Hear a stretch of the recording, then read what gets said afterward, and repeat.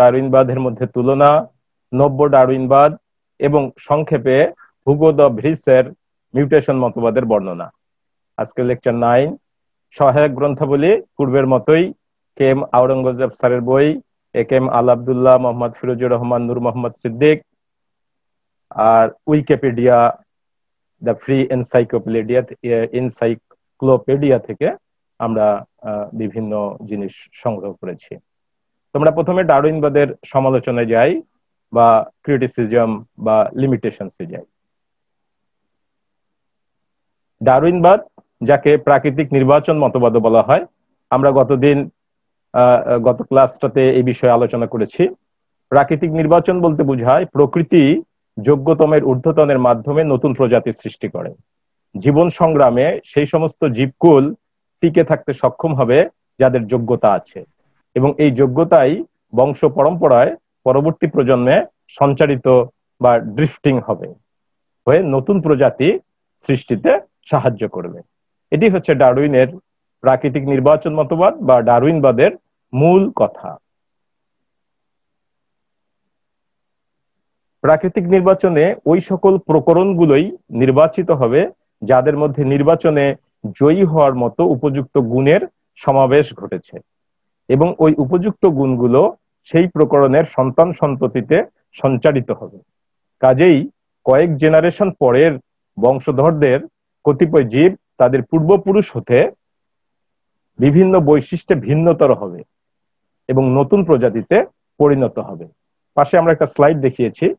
এটি একটি carnivorous dog ফ্যামিলির অ্যানসেস্টর বা পূর্বপুরুষ।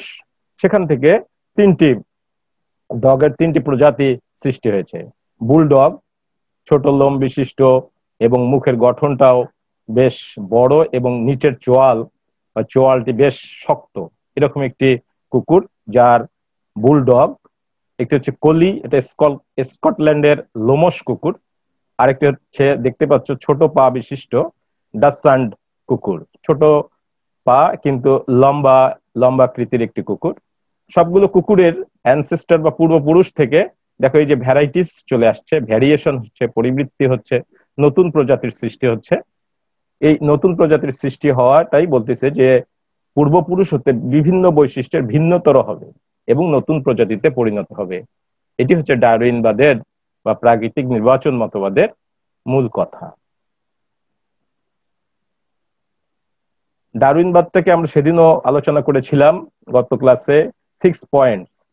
ওভার প্রোডাকশন তোমরা জানো, অর্থাৎ প্রজননের বা বংশবৃদ্ধির উচ্চ হার, কম্পিটিশন, সংগ্রাম, প্রতিযোগিতা, প্রতিনিয়ত প্রজাতির সাথে পরিবেশের, প্রজাতির নিজেদের অন্তঃপ্রজাতি বা ইন্ট্রা স্পেসিফিক কম্পিটিশন কিংবা আন্তঃপ্রজাতিক কম্পিটিশন, ভেরিয়েশন, পরিবর্তন বা পরিবৃত্তি, একটি প্রজাতির সাথে আরেকটা প্রজাতির যে পার্থক্য, কিংবা একটি প্রজাতির তার নিজের অন্য প্রজাতির সাথে, মানে একই রকমের অন্য প্রজাতির সাথে, অন্য ইন্ডিভিডুয়ালের সাথে তার যে গঠনগত কার্যগত যে পার্থক্য, it is the variation. Adaptation অর্থাৎ প্রতিনিয়ত তার অভিযোজন, ন্যাচারাল সিলেকশন বা প্রাকৃতিক নির্বাচন, স্পেসিয়েশন, নতুন প্রজাতির সৃষ্টি। ডারউইনের থিওরিটাকে বা থিওরামটাকে ভাবে 6টি পয়েন্টের মাধ্যমে আমরা আলোচনা করেছি। জাস্ট এটা তোমাদেরকে জানানোর জন্যই, রিক্যাপ করার জন্যই। বিংশ শতাব্দীর শুরুর দিকে জিনতত্ত্বের পুনরাবিষ্কার ও মিউটেশন মতবাদের যথার্থ ব্যাখ্যার কারণে ডারউইনের প্রাকৃতিক নির্বাচন তত্ত্ব বা ন্যাচারাল সিলেকশন থিওরি দুর্বল হয়ে পড়ে। ফলে এই যে ক্রিটিসিজমটা শুরু হয়ে যায়, তার ভিতরে হার্শ ক্রিটিসিজম মানে কঠোর যে সমালোচনাটা আসে, সেটা এরকম যে Darwin wrote down his ideas about evolution and natural selection in 1844। অর্থাৎ 1844 সালে তিনি তার ধারণা সম্বন্ধে, বিবর্তন সম্বন্ধে তার ধারণা এবং প্রাকৃতিক নির্বাচন এই তত্ত্ব উনি লিপিবদ্ধ করেন। কিন্তু he did not try to publish his work until 1858, অর্থাৎ 1858 সাল পর্যন্ত তিনি তার এই চিন্তাধারা প্রকাশ করেননি বা প্রকাশিত করেননি, অর্থাৎ 14 বছরের একটি ব্যবধান। The theory of evolution goes against religious beliefs, অর্থাৎ ধর্মীয় বিশ্বাসের সাথে এটা যায় না, ধর্মীয় বিশ্বাসের বিপরীতে তার এই natural selection. and was not accepted by the public in general, এবং সাধারণ মানুষের কাছে এটি গ্রহণযোগ্য হয়নি, সমাদৃত হয়নি। এটি হচ্ছে হার্শ ক্রিটিসিজম। ডারউইনবাদের দুর্বল বা অযৌক্তিক দিক বা তার লিমিটেশনস। ডারউইন পরিবৃত্তি বা ভ্যারিয়েশন, একটু আগে আমরা ভ্যারিয়েশন নিয়ে বলছি যে একটা সাথে একটা যে পরিবর্তন বা চেঞ্জ কে বিবর্তনের প্রধান উপকরণ বলে গণ্য করেছেন, কিন্তু পরিবৃত্তি কিভাবে সংগঠিত হয় তার সন্তোষজনক ব্যাখ্যা দিতে তিনি অক্ষম ছিলেন। যেমন উনি টর্টয়েজ, তোমরা দেখতে পাচ্ছ টর্টয়েজ, এটা হচ্ছে সেই গ্যালাপাগোস আইল্যান্ডের টর্টয়েজ, যাদের নেকের অর্থাৎ এক একটা দ্বীপে এক এক ধরনের লম্বা গলা বিশিষ্ট উনি কচ্ছপ পেয়েছিলেন, যাদের নেকের দৈর্ঘ্যের মানে পার্থক্য ছিল। তো Darwin knew that food was a limited resource, অর্থাৎ খাদ্য একটি প্রধান অপর্যাপ্ত সম্পদ for টর্টয়েজ, and that they needed to compete for food to survive, বেঁচে থাকার জন্য অর্থাৎ খাদ্যের যেহেতু প্রয়োজন, এই খাদ্যের জন্য তাদের নিজেদের ভিতরে প্রতিযোগিতা করতে হয়। ফলে এই প্রতিযোগিতার কারণে as the tortoise spread to the other various islands, বিভিন্ন তোমরা জানো 19টি আইল্যান্ড আমরা দেখেছি, গ্যালাপাগোস আইল্যান্ডে 19টি ছোট ছোট দ্বীপ আছে। তো এই বিভিন্ন আইল্যান্ডে তারা ছড়িয়ে পড়ে। some were born with random variations in neck length, random variations মানে হচ্ছে এলোমেলো তাদের পরিবৃত্তির সৃষ্টি হয়। কোথায়? ইন নেক লেংথ, অর্থাৎ গলার যে বা নেকের যে দৈর্ঘ্য, এই দৈর্ঘ্যের মধ্যে পরিবর্তন হয়। এই পরিবর্তন হয় কারণটা হচ্ছে তারা বিভিন্ন দ্বীপে যায়, বিভিন্ন ধরনের খাদ্যের উপরে অ্যাডাপ্টেড হয়ে যায়, এই কারণে তাদের ভিতরে এই ভেরিয়েশনটা সৃষ্টি হয়। এই ভেরিয়েশনটা তিনি ঠিকই বলেছেন প্রধান উপকরণ, কিন্তু কিভাবে সংগঠিত হয় এই ব্যাপারে তিনি সন্তোষজনক ব্যাখ্যা দিতে পারেননি। পরিবৃত্তি কতটুকু উপযুক্ত হলে জীব বেঁচে থাকবে আর কতটুকু অনুপযুক্ত হলে বিনষ্ট হবে সে সম্বন্ধেও তিনি আলোকপাত করেননি। ডারউইন তার মতবাদে দৈহিক কোষ ও জনন কোষ, আমরা যেটা আজকে বলতেছি সোমাটিক সেল এবং জার্ম সেল, পরিবৃত্তির মধ্যে কোনো পার্থক্য নিরূপণ করতে পারেন নাই।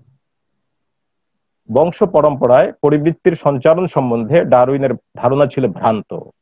সে যুগে জিন সম্পর্কে কোনো ধারণা ছিল না, জিন ভিত্তিক বিবর্তনের কারণ তিনি অনুধাবন করতে পারেন নাই, এই কারণে তার মতবাদ ত্রুটিপূর্ণ রয়ে গেছে। অর্থাৎ জিন সম্পর্কে তিনি ধারণা পাননি, এটি একটি কারণ, যেহেতু মেন্ডেলের সূত্র তখন আবিষ্কৃত হয়নি। তো এই কারণে তার এই পরিবৃত্তি বা ভ্যারিয়েশন সম্বন্ধে উনি সুস্পষ্ট ধারণা দিতে পারেননি, এবং কিভাবে এটা ট্রান্সফার হচ্ছে, ড্রিফটিং হচ্ছে, পরবর্তী প্রজন্মে আসছে, এই ব্যাপারে উনি সুস্পষ্ট ব্যাখ্যা দিতে পারেননি।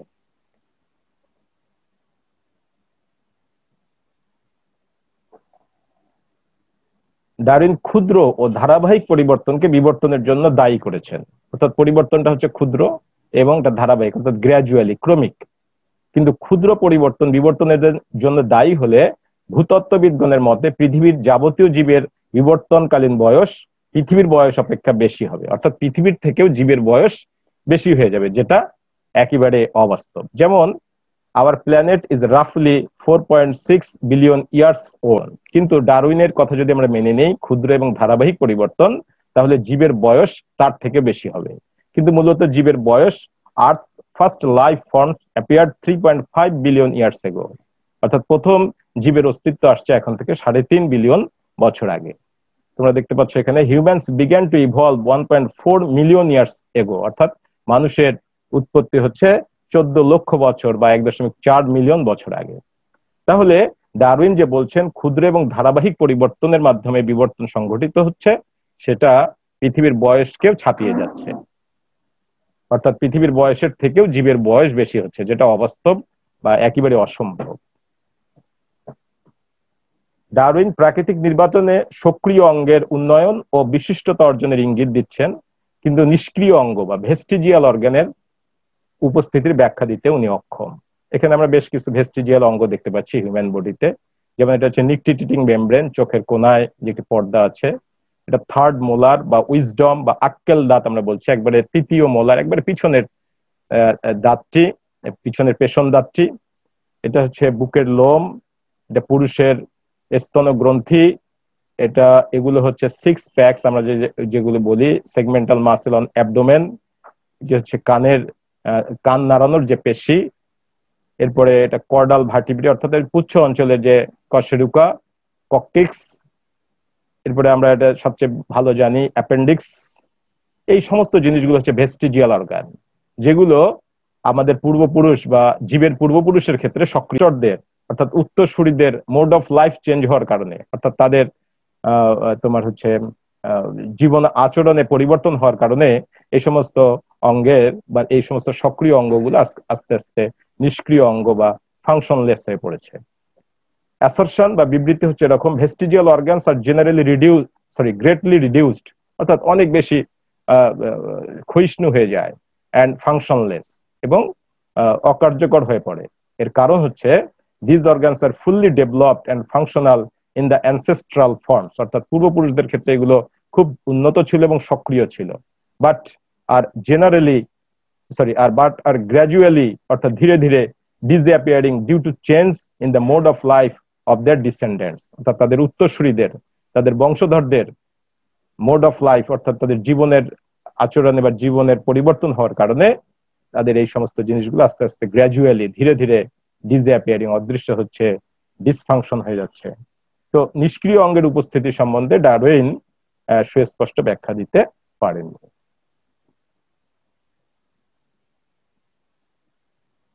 1868 সালে ডারউইন একটি থিওরি দেন, তার নাম হচ্ছে থিওরি অফ প্যানজেনেসিস, এটি উপস্থাপন করেন।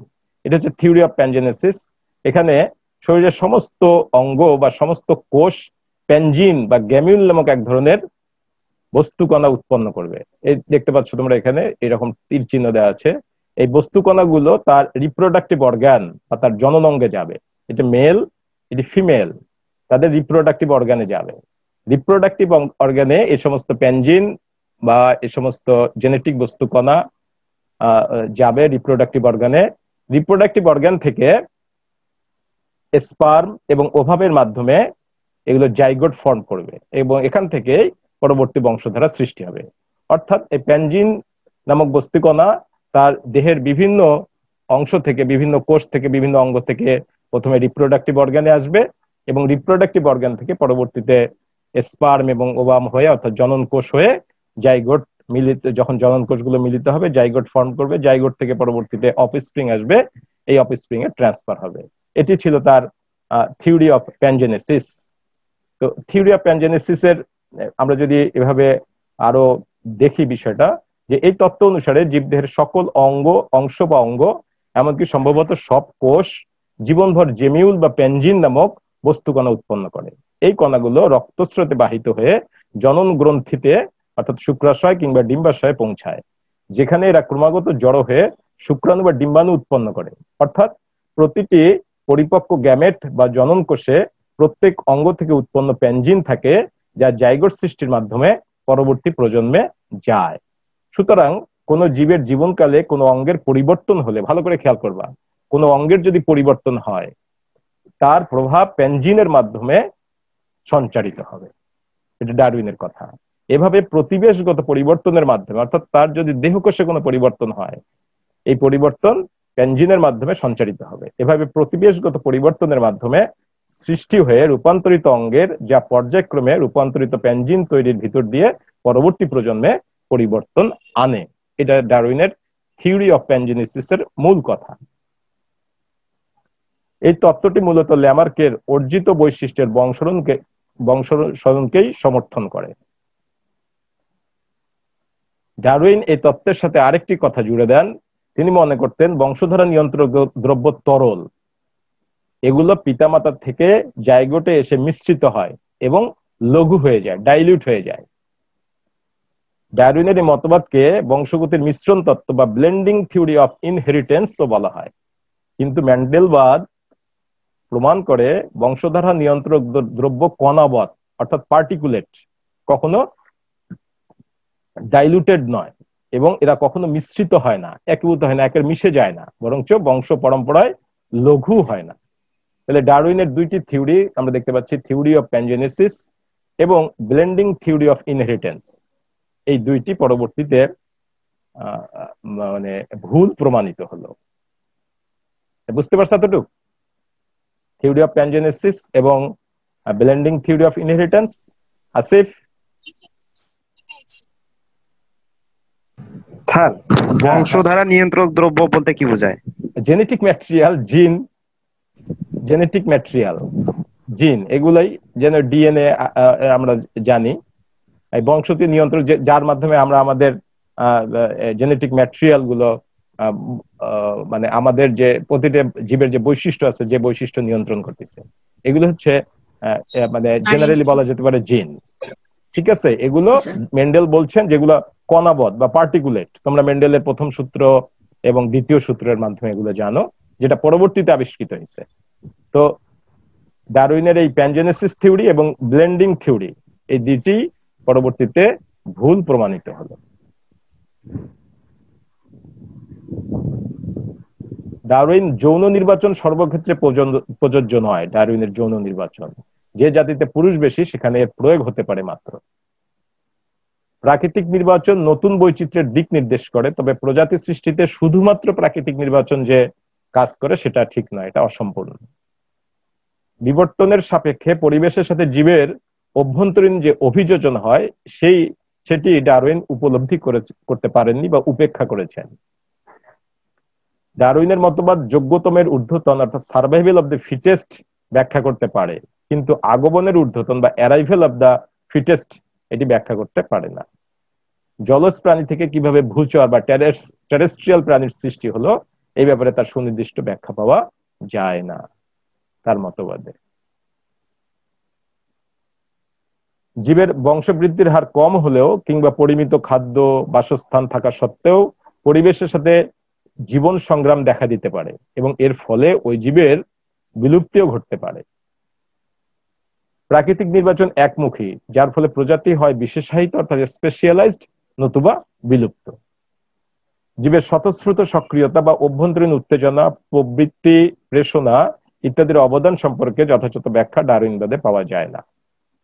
যেহেতু বিবর্তনের সঠিক ধারা ও প্রক্রিয়া ডারউইনবাদে ব্যাখ্যা করা হয় নাই, তাই বিংশ শতাব্দীর বহু জীববিজ্ঞানী ডারউইনবাদ পরিত্যক্ত বা বাতিল ঘোষণা করেন। তাহলে বিবর্তনের সঠিক ধারা ও প্রক্রিয়া ডারউইনবাদে এক্সপ্লেইনড হয়নি, এই কারণে অনেক বিজ্ঞানী তাকে পরিত্যক্ত বা বাতিল ঘোষণা করেন। কিন্তু আমরা প্রথমেই বলে নিচ্ছি বা বলে আসছি যে ডারউইন কিন্তু আধুনিক বিবর্তনবাদের জনক। তিনি বিবর্তন সম্বন্ধে মানুষের মধ্যে বা বিজ্ঞানীর ভিতরে বেশ ব্যাপক সাড়া ফেলেছেন, সাড়া দিয়েছেন এবং বিবর্তন সম্বন্ধে মানুষের আগ্রহ তৈরি করেছেন। তো এতটুকু পর্যন্তই হচ্ছে ডারউইনবাদের সমালোচনা বা লিমিটেশনস আমরা বলতে পারি, বা ক্রিটিসিজমস বলতে পারি। আমরা এরপরে ডারউইনবাদ এবং ল্যামার্কবাদের মধ্যে পার্থক্যে যাব। ল্যামার্কবাদ এবং ডারউইনবাদ যে দুটোই তোমাদেরকে আমি গত আগের ক্লাস দুটিতে বলেছি। প্রবক্তা তোমরা জানো, জা ব্যাপটিস্ট দা ল্যামার্ক, আর এটি হচ্ছে চার্লস রবার্ট ডারউইন। ল্যামার্কবাদ 1809 খ্রিস্টাব্দে ফিলোসফি জুওলজিক গ্রন্থে প্রকাশিত হয়, আর ডারউইনবাদ origin of species by means of natural selection 1859 খ্রিস্টাব্দে প্রকাশিত হয়। পরিচিতি: ল্যামার্কবাদ অর্জিত গুণের উত্তরাধিকার বা ইনহেরিটেন্স অফ অ্যাকোয়ার্ড ক্যারেক্টার্স নামে পরিচিত, আর ডারউইনবাদ থিওরি অফ ন্যাচারাল সিলেকশন নামেও মতবাদ পরিচিত। মূল বিষয়: ল্যামার্কবাদের ক্ষেত্রে ব্যবহার ও অব্যবহারের মাধ্যমে অর্জিত এক প্রজন্মের ভৌত বৈশিষ্ট্য পরবর্তী বংশধরে সঞ্চারিত হবে। ডারউইনবাদের মূল বক্তব্য হচ্ছে প্রকৃতি যোগ্যতমের ঊর্ধ্বতনের মাধ্যমে নতুন প্রজাতির সৃষ্টি করে। জীবন সংগ্রামে সেই সমস্ত জীবগুলো টিকে থাকতে সক্ষম হবে যাদের যোগ্যতা আছে, এবং এই যোগ্যতাই বংশ পরম্পরায় পরবর্তী প্রজন্মে সঞ্চারিত হয়ে নতুন প্রজাতি সৃষ্টিতে সাহায্য করবে। ল্যামার্কবাদের প্রধান বৈশিষ্ট্য: ক্রমাগত বৃদ্ধির প্রবণতা, প্রয়োজনে নতুন অঙ্গের সৃষ্টি, ব্যবহৃত অঙ্গের বৃদ্ধি ও অব্যবহৃত অঙ্গের অবলুপ্তি এবং অর্জিত গুণের উত্তরাধিকার। ডারউইনবাদের প্রধান প্রধান বৈশিষ্ট্য: জীবন ধারণের জন্য সংগ্রাম, যোগ্যতমের ঊর্ধ্বতন, প্রাকৃতিক নির্বাচন, অপ্রতিরোধ্য ধারাবাহিক পরিবর্তন ও নতুন প্রজাতির সৃষ্টি এ মতবাদের প্রধান বৈশিষ্ট্য। পরিবর্তনে জীবের প্রচেষ্টা: ল্যামার্কবাদের ক্ষেত্রে জীবদেহের পরিবর্তনের জন্য জীবের নিজের প্রচেষ্টা মুখ্য ভূমিকা পালন করে। ডারউইনবাদ বলছে স্বতঃস্ফূর্তভাবে জীবদেহে পরিবর্তন সূচিত হয়, এক্ষেত্রে জীবের কোনো প্রচেষ্টা বা ভূমিকা থাকে না। অঙ্গ প্রত্যঙ্গের উৎপত্তি, ল্যামার্কবাদ বলছে অঙ্গ প্রত্যঙ্গের জন্য আকাঙ্ক্ষা এবং কর্মের ইচ্ছা হতেই অঙ্গের উৎপত্তি ঘটে। ডারউইনবাদ বলছে অঙ্গ প্রত্যঙ্গ উদ্ভবের পরেই কার্য সম্পাদনের প্রশ্ন ওঠে। পরিবর্তন ও পরিবৃত্তি সৃষ্টি, ল্যামার্কবাদে জীবের ইচ্ছা ও অঙ্গের ব্যবহারের উপর পরিবর্তন ও বর্ধন নির্ভরশীল, আর ডারউইনবাদে জীবন সংগ্রামে জয়ী জীবে অবিচ্ছিন্ন ও ধীর গতিতে পরিবর্তনের মাধ্যমে পরিবৃত্তি বা ভ্যারিয়েশনের সৃষ্টি হয়। প্রাকৃতিক পরিবৃত্তি ল্যামার্কবাদ অস্বীকৃত বা অস্বীকৃতি, ল্যামার্কবাদের ক্ষেত্রে আমরা এটা পাইনি, আর ডারউইনবাদ এটা স্বীকৃত।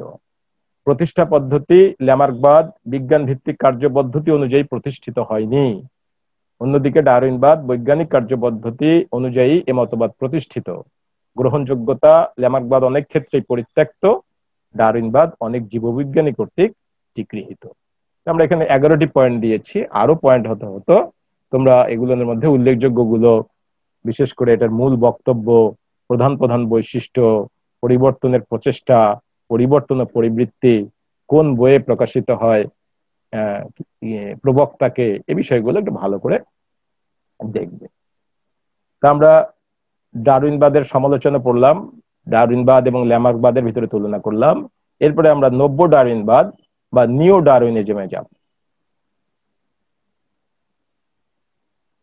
নিও ডারউইনিজম বা নব্য ডারউইনবাদ বলতে সাধারণভাবে বোঝায় চার্লস ডারউইনের প্রাকৃতিক নির্বাচন মতবাদের সাথে গ্রেগর জোহান মেন্ডেলের জিন তত্ত্ব মতবাদের বিভিন্ন উপাদানের একীভবন। এটা জেনারেল স্পিকিং, জেনারেল কথা, অর্থাৎ জেনেটিক্স এর সাথে ন্যাচারাল সিলেকশনের একটা মিল করণ, একীভবন করা।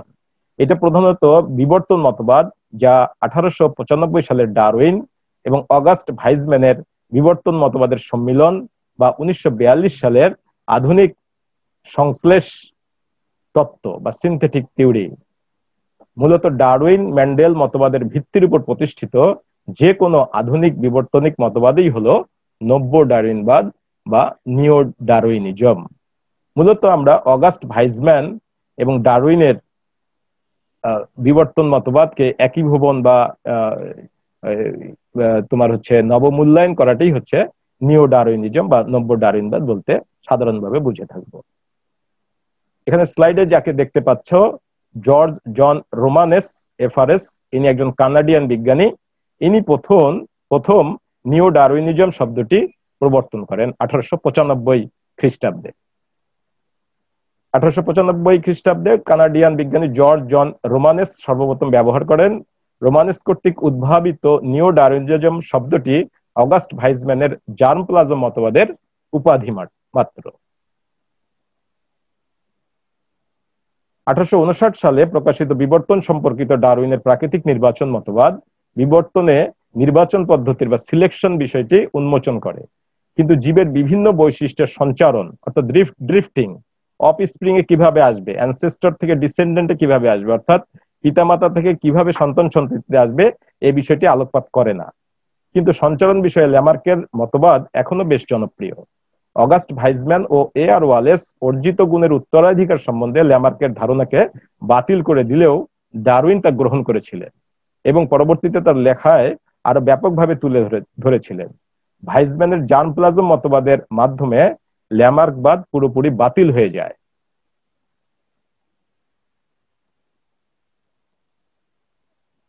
আমরা এখানে অগাস্ট ভাইজম্যানের স্লাইড দেখতে পাচ্ছি, who proposed the germ plasm theory. Germ plasm theory, এই মতবাদ উনি প্রবর্তন করেন ইন দ্য 19th সেঞ্চুরি, 19বিংশ শতাব্দীর দিকে, before the foundation of modern genetics, অর্থাৎ আধুনিক বংশগতি বিদ্যার যে ভিত্তি তার পূর্বেই ইনি এই জার্ম প্লাজম মতবাদ প্রবর্তন করেন। জার্ম প্লাজম মতবাদের মূলত genetic information cannot pass from soma to germplasm, অর্থাৎ এই জেনেটিক ইনফরমেশন অর্থাৎ বংশগতীয় বৈশিষ্ট্য, বংশগতীয় ধারা কখনোই সোমাটিও প্লাজম, দ্যাট মিনস দেহকোষের থেকে, দেহকোষের ভিতরে যে সোমাটিক সেল বা সোমাটোপ্লাজম আছে সেখান থেকে কখনোই জার্ম প্লাজমে যাবে না। তোমরা এখানে দেখতে পাচ্ছ ডিরেকশন দেওয়া আছে। জার্ম প্লাজম, যেটা জনন কোষের ভিতরে জার্ম প্লাজম থাকে, সেই জার্ম প্লাজম থেকেই সোমাটোপ্লাজমে যাবে। কখনোই সোমাটিক সেল থেকে সোমাটোপ্লাজমের জেনেটিক ইনফরমেশন জার্ম প্লাজমে আসবে না। ফলে দেহকোষে যে কোনো পরিবর্তনই হোক না কেন, যতক্ষণ পর্যন্ত এই পরিবর্তনটা জার্ম প্লাজমে আসবে না, ততক্ষণ পর্যন্ত অফস্প্রিং এ বা পরবর্তী বংশধরে কোনো বৈশিষ্ট্যগত পরিবর্তন আসবে না। এই বিষয়টি অর্থাৎ genetic information can not pass from soma to germplasm and on to the next generation. This is referred to as Weismann barrier. এই যে সোমাটোপ্লাজম থেকে কোনো ইনফরমেশন, জেনেটিক ইনফরমেশন জার্ম প্লাজমে আসবে না, এই ধরনের ব্যারিয়ারটাকে, বাধাটাকে বলা হচ্ছে ওয়াইজম্যান ব্যারিয়ার। অর্থাৎ যা কিছু জেনেটিক ইনফরমেশন, যা কিছু বৈশিষ্ট্য পরবর্তী বংশধারায় জার্ম প্লাজমের মাধ্যমেই সঞ্চারিত হবে, ড্রিফটিং হবে, স্থানান্তরিত হবে, ট্রান্সফার হবে।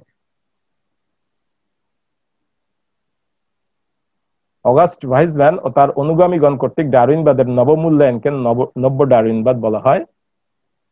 জার্মান জীববিজ্ঞানী, ইনি একজন জার্মান। অগাস্ট ভাইসম্যান 1892 সালে তার গ্রন্থ ডাস কিম প্লাজমা এনি থিওরি ডার ভেরারবাং, এটা হচ্ছে জার্মান শব্দ, ইংরেজি হচ্ছে the germ plasm a theory of inheritance, germ plasm somatoplasm তত্ত্ব উল্লেখ করেন, যেখানে বলা হয়েছে জীবদেহে অবস্থিত জনন কোষে থাকে জার্ম প্লাজম, আর দেহের অবশিষ্ট কোষ এ থাকে সোমাটিক সেলে থাকে সোমাটোপ্লাজম। পরিবেশের প্রভাবে সোমাটোপ্লাজমে কোনো পরিবর্তন ঘটলেও জার্ম প্লাজমে পরিবর্তন নাও ঘটতে পারে। তাই কেবলমাত্র সোমাটোপ্লাজমে সংঘটিত পরিবর্তন বংশগতি লাভে সমর্থ হয় না। এর উদাহরণ হিসেবে তিনি প্রজন্মের পর প্রজন্ম ইঁদুর ছানার লেজ কেটে কোনো ছানার লেজের দৈর্ঘ্য কমতে বা বাড়তে দেখেননি। অর্থাৎ তিনি একটা জেনারেশনের ইঁদুরের লেজ কাটছেন, তাদের মধ্যে বংশধর তৈরি করেছেন, পরবর্তী বংশধর আসছে, সেই বংশধরের মধ্যে ইঁদুরের লেজের কোনো পার্থক্য নেই। পূর্বের বাবা মার যেমন লেজের দৈর্ঘ্য ছিল, তারও তেমন লেজের দৈর্ঘ্য। তার মানে লেজটা একটি হচ্ছে সোমাটিক সেলের তার পরিবর্তন। লেজ কেটে দিলাম, সোমাটিক সেলে পরিবর্তন আসলো। সোমাটিক সেলের পরিবর্তনটা যতক্ষণ পর্যন্ত না জনন কোষে বা জার্ম সেলে যাবে, ততক্ষণ পর্যন্ত তার ভিতরে কোনো পরিবর্তন আসবে না। বিষয়টা হচ্ছে জার্ম সেলে পরিবর্তন হলে, দ্যাট মিনস জার্ম প্লাজমে যদি পরিবর্তন হয়, সেই পরিবর্তনটাই পরবর্তী অফস্প্রিং এ আসবে। এটি হচ্ছে অগাস্ট ভাইসম্যানের জার্ম প্লাজম মতবাদের মূল কথা। বোঝা গেছে বিষয়টা?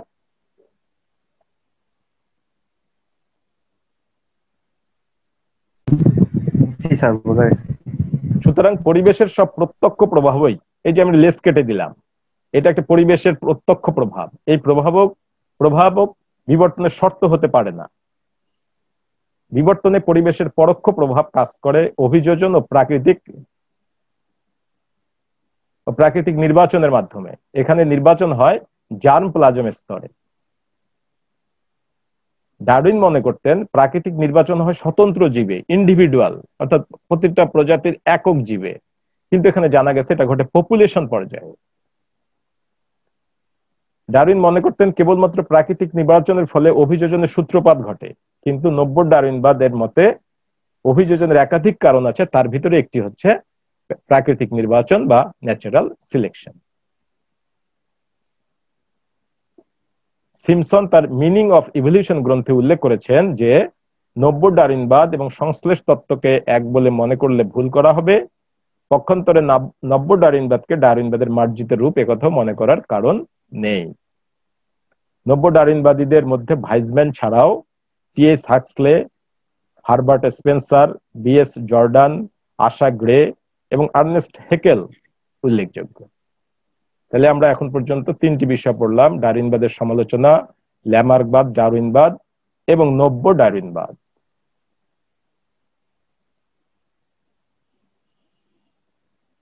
আমরা এরপরে পড়ব মিউটেশন মতবাদ। তোমরা এই স্লাইডে যাকে দেখতে পাচ্ছ, ইনি হচ্ছেন হুগো দা ভ্রিস। ইনি একজন ডাচ বোটানিস্ট, উদ্ভিদ বিজ্ঞানী। ইনি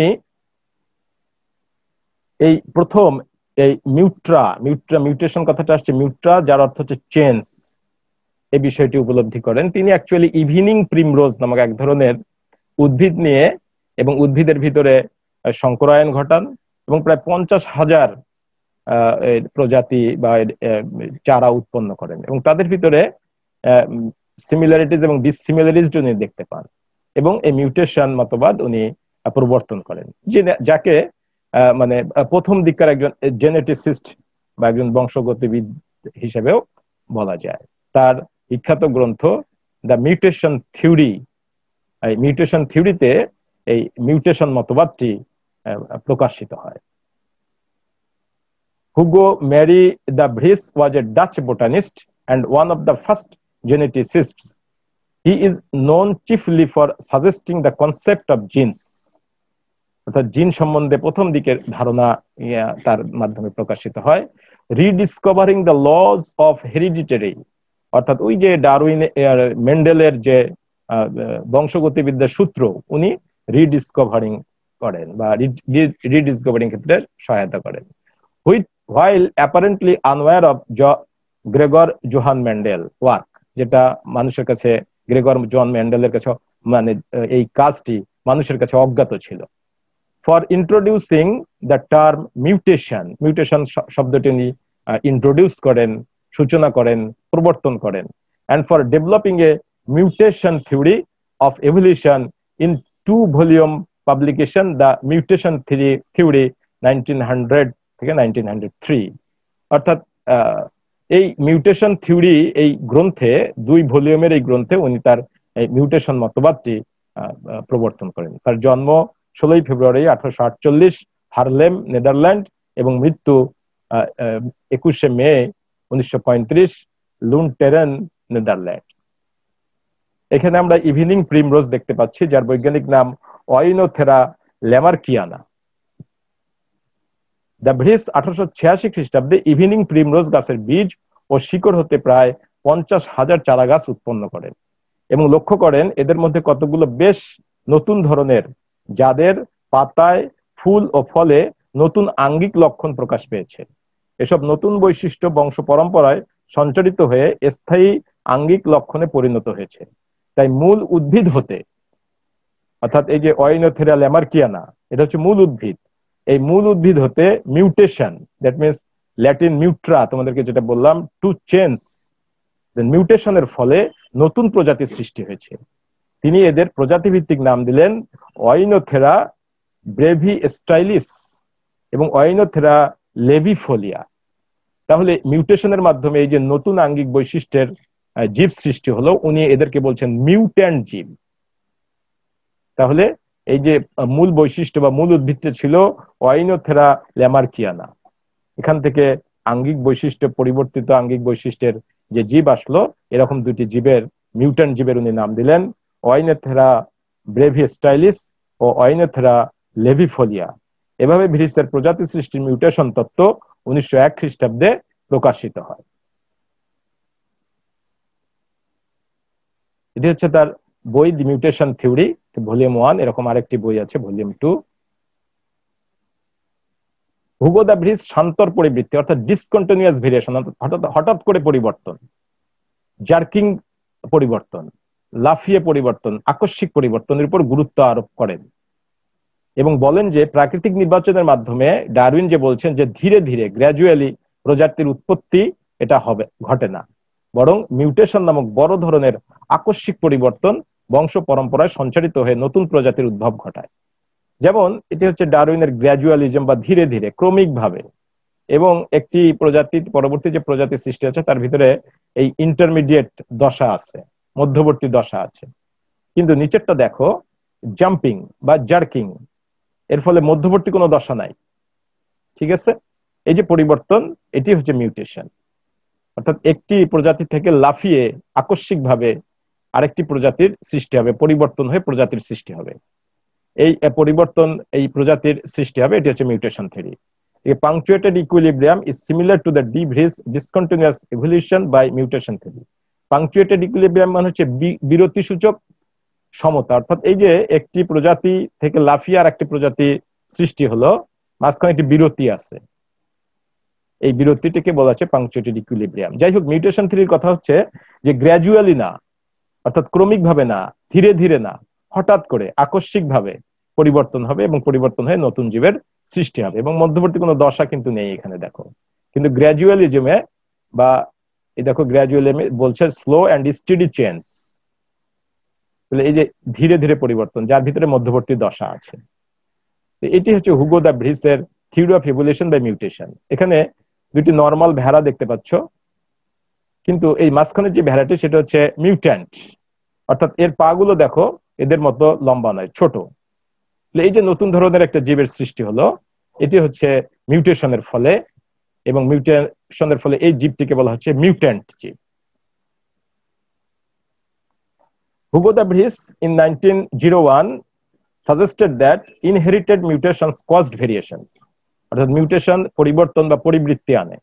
He believed that mutations বা change in genetic material occurred randomly, এলোমেলো ভাবে, এদিক ওদিক ভাবে, and those mutations that were favorable, যেটা অনুকূল, যেটা জীবের জন্য উপযুক্ত, were inherited by offspring, এটা সঞ্চারিত হবে অফস্প্রিং এর যাবে, বা অফস্প্রিং বা অপত্যের কাছে যাবে। De Vries based his theory on his reproduction experiments with the evening primrose plant. আমরা এর আগে স্লাইড দেখেছি, ইভিনিং প্রিমরোজ প্লান্টের রিপ্রোডাকশন করে বা প্রজনন করে, যার নাম ওয়াইনোথেরা ল্যামার্কিয়ানা। এই ওয়াইনোথেরা ল্যামার্কিয়ানা বা ইভিনিং প্রিমরোজের উপরে উনি প্রজনন ঘটিয়ে আমরা দেখেছি যে 50,000 চারা উনি উৎপন্ন করেছেন। এটার মাধ্যমে উনি এই মিউটেশন থিওরিটি প্রবর্তন করেন। মিউটেশন মতবাদের উল্লেখযোগ্য দিক: বিবর্তনের কাঁচামাল হলো মিউটেশন বা শান্তর পরিবৃত্তি বা ডিসকন্টিনিউয়াস ভেরিয়েশন। মিউটেশন আকস্মিক ও কর্মক্ষম এবং বৃহৎ পরিবর্তন পদ্ধতি। মিউটেশন ডারউইনের নিরন্তর পরিবৃত্তির সাথে বৈসাদৃশ্যপূর্ণ। মিউটেশন প্রজাতির গড় বা মধ্যবর্তী বা সাধারণ বৈশিষ্ট্যের পুনরাবর্তন করে না। কোন একটি প্রজাতির বেশ কিছু সদস্যে একই রকম মিউটেশন দেখা যেতে পারে।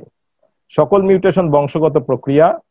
সম্ভাব্য সব দিকে বা অভিমুখে মিউটেশন ঘটে, যা সুবিধাজনক বা অসুবিধাজনক হতে পারে। মিউটেশনবাদ অনুসারে মিউটেশন হলো প্রবর্তক বল। প্রকৃতির দ্বারা কার্যকর বা সার্থক মিউটেশন নির্বাচিত হয়। মারাত্মক বা প্রাণঘাতী মিউটেশন অপনীত বা এলিমিনেটেড হয়, এবং কার্যকর ও কম ক্ষতিকর মিউটেশন সন্তানাদিতে স্থায়ীভাবে থেকে যেতে পারে। সমস্ত পরিবৃত্তি বা ভ্যারিয়েশন সঞ্চিত হয়ে নতুন প্রজাতি গঠন করে। কখনো একটি একক মিউটেশনেও নতুন প্রজাতির সৃষ্টি হতে পারে। অনুপযোগী মিউট্যান্ট প্রাকৃতিক নির্বাচন দ্বারা ধ্বংসপ্রাপ্ত হয়। মিউট্যান্ট মানে হচ্ছে নতুন ধরনের যে জীবটি আসলো, এটাকে আমরা বলছি মিউট্যান্ট জীব।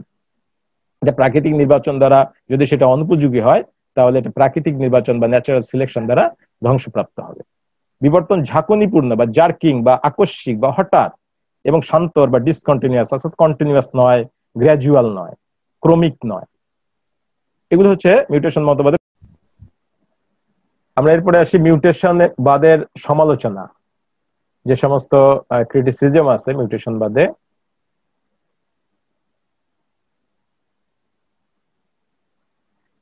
মিউটেশন বাদে জিন মিউটেশনের কোনো উল্লেখ নেই, কিন্তু প্রকৃতপক্ষে জিন মিউটেশন ছাড়া প্রজাতির উৎপত্তি সম্ভব নয়। ইভিনিং প্রিমরোজ, অর্থাৎ যে উদ্ভিদটি নিয়ে হুগো দা ভ্রিস এই মতবাদ প্রতিষ্ঠিত করছেন, সেটি একটি সংকর উদ্ভিদ, এবং এর প্রকরণের হার প্রকৃতপক্ষে অস্বাভাবিক, যা অন্য উদ্ভিদ এবং প্রাণীতে ঘটে না। বেশিরভাগ জীব মিউটেশনের হার এত কম যে জীবজগতে শুধু এই ঘটনার জন্য নতুন প্রজাতির উদ্ভব অসম্ভব বলে মনে হয়। বহু মিউটেশন দেহকোষে হয়, যা উত্তরাধিকার সূত্রে অর্জন করা সম্ভব নয়। জটিল অঙ্গের উৎপত্তি শুধু মিউটেশনের জন্য হয়েছে, এই ধারণা বিশ্বাস করা যায় না। এগুলো হচ্ছে মিউটেশনবাদের সমালোচনা বা ক্রিটিসিজম। প্রথমে আমরা দেখতে পাচ্ছি যে এখানে জিন মিউটেশনের কোনো উল্লেখ নেই। উনি যে উদ্ভিদটি নিয়ে গবেষণা করেছেন, এটি ইভিনিং প্রিমরোজ, এর প্রকরণের হার অস্বাভাবিক। আর অন্যান্য যে বিষয়গুলো দেখতে পাচ্ছ, যে বহু মিউটেশন দেহকোষে হয়, যা উত্তরাধিকার সূত্রে অর্জন করা সম্ভব নয়। এগুলো মিউটেশনবাদের সমালোচনা। আমরা একটি কম্পেয়ার দেখতে পাচ্ছি এই হুগো দা ভ্রিসের মিউটেশন মতবাদ এবং ডারউইনের ন্যাচারাল সিলেকশন মতবাদের মধ্যে একটি তুলনা। ইভলিউশন রেজাল্টেড ফ্রম মিউটেশন, অর্থাৎ মিউটেশনের মাধ্যমেই বিবর্তন হয়। Are from variation, continuous variation, অর্থাৎ ভেরিয়েশনের মাধ্যমে বা পরিবৃত্তির মাধ্যমে এই ধরনের বিবর্তন হয়ে থাকে। ডি ভ্রাইস বলছেন ইভলিউশন ওয়াজ সাডেন, হঠাৎ করে বিবর্তন হবে, আর ইভলিউশন ওয়াজ গ্র্যাজুয়াল, ক্রমিক ভাবে হবে, ধীরে ধীরে হবে। মিউটেশন আর র্যান্ডম, এলোমেলো ভাবে, এন্ড ডিরেকশনলেস, কোনো দিক থাকবে না। আর ভেরিয়েশনস আর স্মল, ক্ষুদ্র হবে, এবং ডিরেকশনাল, এটা দিক সাধারণত একমুখী হয়ে থাকে। ন্যাচারাল সিলেকশন থিওরির বিবর্তন একমুখী এবং এটা ক্ষুদ্র। তো আমরা অনেকগুলো টার্ম দেখলাম। একটি হচ্ছে ডারউইনবাদের সমালোচনা দেখলাম, ডারউইনবাদ ল্যামার্কবাদের ভিতরে তুলনা দেখলাম, এরপরে নব্য ডারউইনবাদ দেখলাম, এবং এরপরে মিউটেশন মতবাদ দেখলাম তার সমালোচনা সহ, এবং লাস্টলি আমরা মিউটেশনবাদ এবং প্রাকৃতিক নির্বাচন মতবাদের মধ্যে ছোট একটি তুলনা দেখলাম।